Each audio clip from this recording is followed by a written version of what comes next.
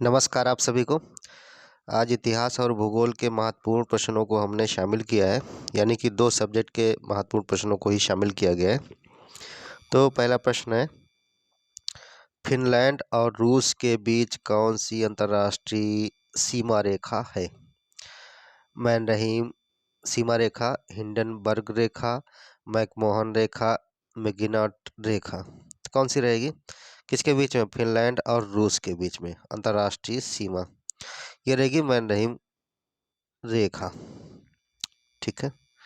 देखिए, मैकमोहन रेखा आप सभी जानते हैं चीन और भारत के बीच में। कौन सी? मैकमोहन की। और हिंडनबर्ग किसके किसके बीच में? जर्मनी और पोलैंड के बीच में। मैगिनट फ्रांस और जर्मनी के बीच में। ठीक है। तो यहाँ पर जो जर्मनी है, तो आसानी से समझ सकते हैं कि पोलैंड और फ्रांस से इसकी सीमा मिलती है जर्मनी की। जो जर्मनी पोलैंड के साथ जो सीमा बनाती है वो हिंडनबर्ग रेखा के नाम से जानी जाएगी। और जर्मनी जब फ्रांस के साथ बनाएगी तो इन दोनों के बीच में मैगिनाट कही जाएगी। समझौते के अनुसार ही रेखाएं निर्धारित होती है अंतर्राष्ट्रीय स्तर पर, आप सभी जानते होंगे। उत्तर कोरिया और दक्षिण कोरिया के बीच सीमा रेखा का नाम है। उत्तर कोरिया और दक्षिण कोरिया के बीच सीमा रेखा 17वीं समानांतर रेखा, 38वीं समांतर रेखा, 40वीं समांतर रेखा, डेड क्लिफ। कौन सी रहेगी? 38वीं समांतर रेखा। ठीक है। South Korea and north Korea, ठीक, इसके बीच की कौन सी रेखा है? 38वीं समांतर रेखा। आगे, और यही बात 17वीं समांतर रेखा वियतनाम और दक्षिण वियतनाम के बीच में, सॉरी, उत्तरी वियतनाम और दक्षिणी वियतनाम के बीच में कौन सी है? 17वीं समांतर रेखा। स्वामी विवेकानंद को आधुनिक राष्ट्रीय आंदोलन का आध्यात्मिक पिता किसने कहा?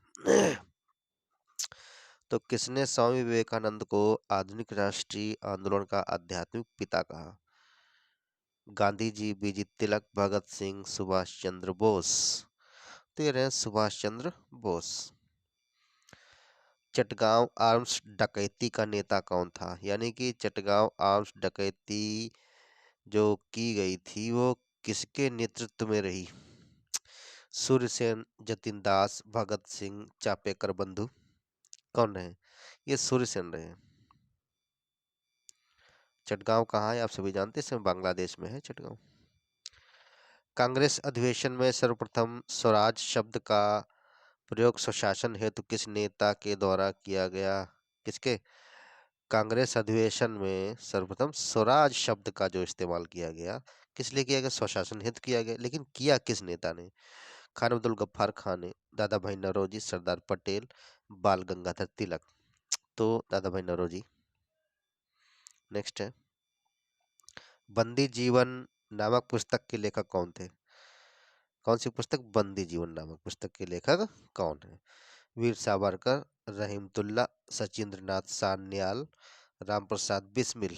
तो ये रहेंगे सचिंद्रनाथ सान्याल। कोलोन कोलोनाइजेशन के विरुद्ध किस भारतीय नेता को जेल जाना पड़ा? देखिए, यहाँ पर कोलोनाइजेशन का मतलब ये हुआ है कि तो अंग्रेज लोग अपनी एक कॉलोनी स्थापित करते थे, बस जाते थे आकर के। शासन प्रशासन तो वैसे भी उनके हाथ में आने लगा था। बीजी तिलक, लाला लाजपत राय, जी डी बिड़ला, लाला हरदयाल। कौन रहा? Lala Lajpat Rai. Star of India समाचार पत्र किसके द्वारा प्रकाशित किया गया? CPI, communist party of India, Congress, Muslim league, Annie Besant. तो ये किया गया मुस्लिम लीग द्वारा। कौन? स्टार ऑफ इंडिया, ये न्यूज़पेपर निकाला है मुस्लिम लीग द्वारा। पाला झील किस राज्य में स्थित है? उड़ीसा, मिजोरम, लद्दाख, हिमाचल प्रदेश। कहाँ स्थित है पाला झील? कौन सी झील? पाला झील कहाँ है? तो ये रहेगी मिजोरम। ठीक है भैया, मिजोरम में रहेगी। दीपर बील, सोनबील झीलें किस राज्य से संबंधित हैं? देखिए, दो झीलें हैं, दीपर बील और सोनबील झील। ये किस राज्य से संबंधित? असम, गुजरात, राजस्थान, उदयपुर। तो किससे संबंधित होंगी? ये असम में है। व्याख्या देख लें थोड़ी सी।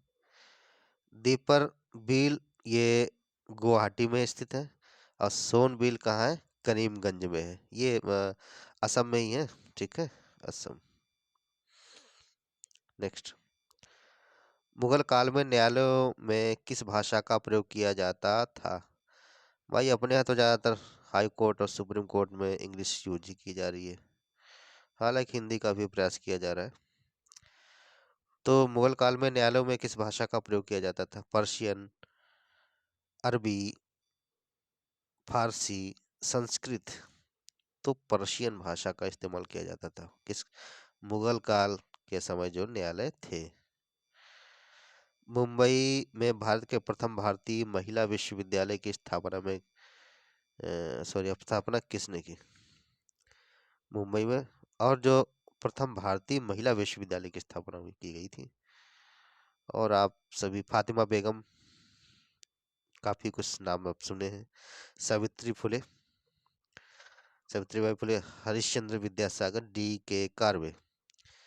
ठीक है, यानी कि दी फर्स्ट वुमेन। ठीक, और यूनिवर्सिटी कहाँ? मुंबई में स्थापित D.K. कार्वे के प्रयासों द्वारा। ज्वार भाटा में सबसे अधिक प्रभाव किसका होता है? सूर्य का प्रभाव होता है, चंद्रमा का, पृथ्वी का? सूर्य और चंद्रमा का समान होता है। यहाँ पर ये चंद्रमा का प्रभाव ज्यादा रहेगा ज्वार भाटा में। नेक्स्ट क्वेश्चन, तीसरी पंचवर्षीय योजना में कौन से कारखाने की स्थापना का निर्णय लिया गया? तीसरी पंचवर्षीय योजना में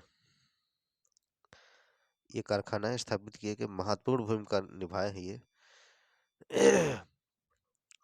बहुत ही योगदान अच्छा रहा है इन सभी कारखानों का। बोकारो स्टील, दुर्गापुर, भिलाई, राउरकेला। रोजगार प्राप्ति में और देश के उत्थान में। बोकारो स्टील तीसरी पंचवर्षीय योजना में इस कारखाने को स्थापित किया गया था। किस शासन में जरीब का प्रयोग भूमि मापन में हुआ पहले? रजिया सुल्तान के शासन में, शेरशाह सूरी के, मोहम्मद बिन तुगलक, औरंगजेब? किसके में रहा? ये शेरशाह सूरी के शासन में रहा है। तो ये 15 क्वेश्चन थे, व्याख्या भी शामिल है इसी में, और एक वीडियो और बनेगा जल्दी। अब डेली मिला करेंगे कुछ वीडियो, बीच में कुछ समस्याएं रहीं जिससे कि हम ज़्यादा वीडियो नहीं बना पाए। लेकिन हाँ, जो लोग नए लोग हैं चैनल को सब्सक्राइब कर लें, और जो लोग जुड़े हैं वो लोग शेयर करें, लाइक करें। धन्यवाद, थैंक यू।